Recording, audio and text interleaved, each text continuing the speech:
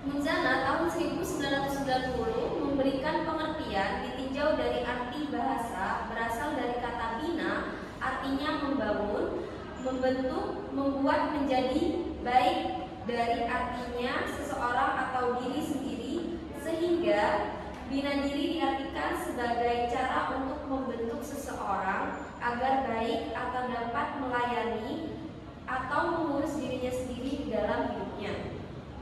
Yang selanjutnya yaitu macam-macam bina diri. Yang pertama adalah kebutuhan merawat diri. Kebutuhan merawat diri ini itu kegiatannya contohnya seperti mandi, menggosok gigi, merawat rambut, terus memelihara kesehatan dan keselamatan diri dari bahaya sekitar. Lalu yang kedua yaitu kebutuhan mengurus diri. Contoh kegiatan ini adalah makan, minum, menyuap makanan, berpakaian, pergi ke toilet, berdandan, dan merawat kesehatan diri. Yang ketiga yaitu kebutuhan menolong diri.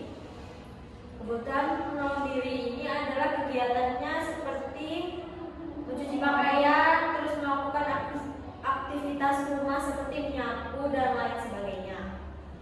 Yang selanjutnya kebutuhan komunikasi. Kebutuhan komunikasi ini meliputi komunikatif ekspresif, yaitu menjawab nama dan identitas, dan komunikasi reseptif, yaitu mampu memahami apa yang disampaikan oleh orang lain.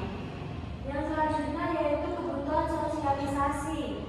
Kebutuhan sosialisasi ini meliputi keterampilan bermain, berinteraksi, partisipasi kelompok, bergaul, dan mampu menghargai orang, dan juga bertanggung jawab pada diri sendiri serta mampu mengendalikan emosi.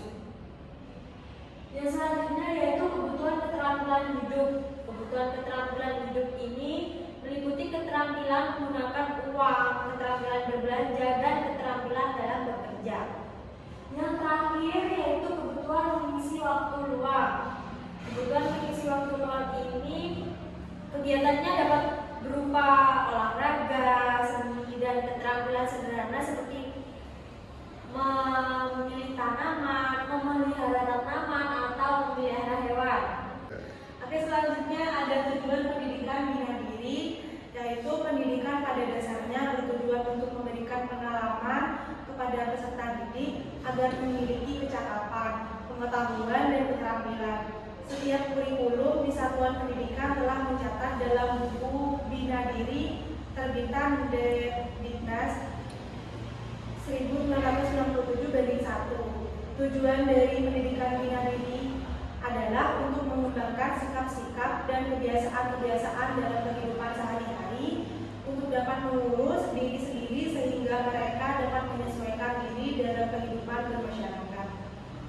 Kemudian ada fungsi dari bina diri, yaitu yang pertama menanamkan pengetahuan tentang tata cara mengurus diri sendiri. Yang kedua, meningkatkan keterampilan mengurus diri sendiri. Yang ketiga, mengembangkan keterampilan kebiasaan mengurus diri sendiri. Yang keempat, mengembangkan kemampuan dalam penyesuaian diri. Oke, yang selanjutnya yaitu kajian literasi alat gagal, yaitu pertolongan pertama pada kecelakaan, merupakan perlakuan paling cepat dan tepat yang dilakukan oleh seseorang untuk menangani atau pemulihan kepada orang tersebut dengan cepat. P3K ini memiliki tujuan prinsip dan pedoman yang harus dimengerti dan dipahami oleh setiap orang karena dapat memperbaiki keadaan, bukan malah memperburuk keadaan, seperti itu. Dan juga karena sebagian besar orang malah panik ketika ada suatu kecelakaan, malah nanti bukan menyembuhkan, tapi malah menjadi menjadi makin parah gitu. Nah, seperti yang telah kita ketahui di sini, alat P3K itu yang sering kita ketahui di sekolah yaitu berbentuk kotak, dan di dalam itu sudah banyak alat-alatnya. kelebihannya alat PDKK yaitu pertama yaitu betadine, yang kedua yaitu pasal atau alat perban, yang ketiga ensaplas, ini yaitu gunting, dan tiga karena itu memakai gunting tetap kita harus awasi karena gunting ini sendiri juga sangat berbahaya. Baik, selanjutnya yakni pengertian anak dengan cerebral palsy. Cerebral palsy adalah sebuah penyakit yang mengancam jiwa, melainkan sebuah kondisi anak yang terlahir dengan kasus yang sangat parah. Tutur Maimunah tahun 2013. Dikarenakan cerebral palsy ini adalah sebuah kondisi kerusakan yang terjadi pada otak. Cerebral palsy ini bukanlah suatu penyakit yang menular. Karena cerebral palsy terjadi disebabkan adanya kerusakan pada perkembangan otak. Terdapat obat maupun terapi dan teknologi yang dapat membantu anak dengan gangguan cerebral palsy. Elianto dan Henry 2013, Maimunah 2013, Kristani dan Severa 2015 menerangkan anak dengan cerebral palsy mengalami gangguan motorik yang dikarenakan adanya kerusakan pada jaringan otak. Baik, selanjutnya macam cerebral palsy.